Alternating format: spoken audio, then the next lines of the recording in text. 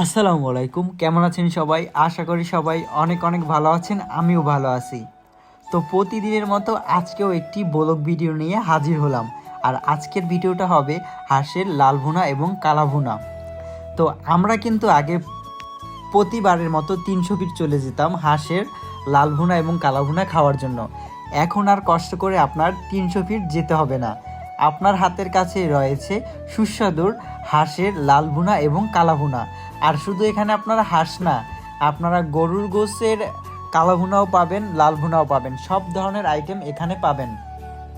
আর এটার লোকেশন হচ্ছে আপনার উত্তরা দিয়াবাড়ি, বউবাজারের ওইখানে মাঠের ভিতরে একদম ফাঁকা মাঠে আপনারা প্রচুর পরিমাণে দোকান দেখতে পাবেন।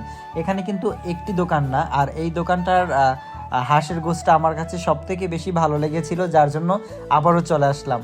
আর যেহেতু ভাবলাম আজকে আবার আসছি, সেক্ষেত্রে আপনাদের মাঝে একটু ভিডিওটা শেয়ার করি।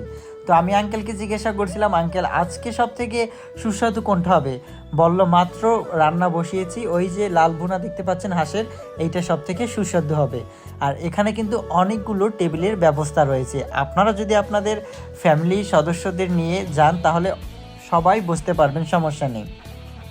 আমি আপুকে জিজ্ঞাসা করলাম, আপু হাঁসের লাল ভুনা কত করে, কালো ভুনা কত করে, আর এটার সাথে কি আপনার রুটি পিঠা আছে? তো উনি বললে হ্যাঁ, হাঁসের সাথে রুটি পিঠা আছে। তো আজকে যেহেতু ভাবলাম যে ওই দিন তো গরুর গোশের কালা ভুনা খেয়েছিলাম, আজকে আমরা রুটি দিয়ে এবং হাঁসের লাল ভুনা খাবো।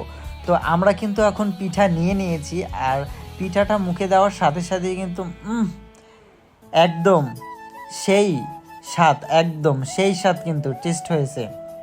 আর হ্যাঁ, আমরা পিঠা খাওয়া কিন্তু শেষ করে এখন চলে যাচ্ছি বাসার দিকে। আর আমরা মেলায় কিন্তু ঘোরাঘুরি করে প্রচুর পরিমাণে ভিডিও করছি, সেইটা নেক্সট পার্টে দেখতে পাবেন। আল্লাহ হাফেজ, টাটা, বাই বাই।